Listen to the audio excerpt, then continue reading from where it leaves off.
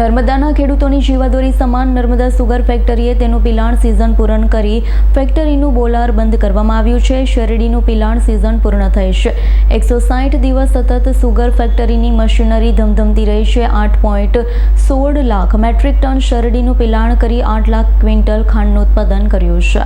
Narmada sugar ફેક્ટરીનો છેલ્લા 30 વર્ષથી વહીવટ કરતા ઘનશ્યામ પટેલ, એમડી નરેન્દ્ર પટેલ અને તેમની ટીમ દ્વારા સારી અને ગુણવત્તાયુક્ત ખાંડનું ઉત્પાદન સરળ અને કરકસરયુક્ત વહીવટી કરી રાષ્ટ્રીય કક્ષાએ ધમધમતી કરી છે. 30 વર્ષના શાસનમાં કુલ 24 એવોર્ડ અત્યાર સુધીના મળી ચૂક્યા.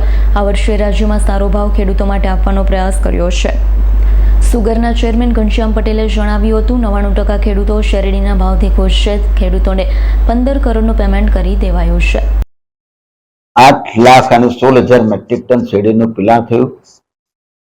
9.97% રિકવરી આવી અને સિઝન ગઈકાલે પૂરી થઈ છે. આવનારી સિઝનની અમે તૈયારી કરી રહ્યા છીએ.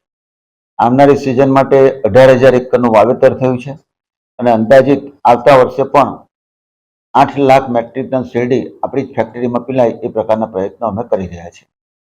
સાથે સાથે ઇથેનોલનું પણ ઉત્પાદન આ વર્ષે ખૂબ સારું થયું. ભાવ પણ સારો મળ્યો.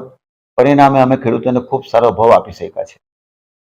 તો ઘણા ખેડૂતો પૈકી 1-2% લોકો જેને ખબર નથી ભાવ, શેરડી, પિલાણ ક્ષમતા, આ સુગર ફેક્ટરીનું ડેવલપમેન્ટ, એવા લોકો ભાવ ઓછો પડે એવી વાતો કરતા હોય પણ એ અનગઢ લોકો છે, ગણતરી વગરના છે.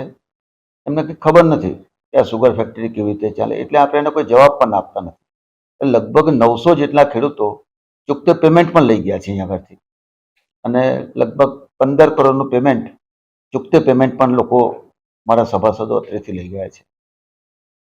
99% ખેડૂતો ભાવથી પણ ખુશ છે, વહીવટથી પણ ખુશ છે અને સુગર ફેક્ટરી સારી ચાલે એમાં મારા ખેડૂતોને રસ છે. દીપક જગતાપનો રિપોર્ટ, S9 ન્યૂઝ, રાજપીપળા.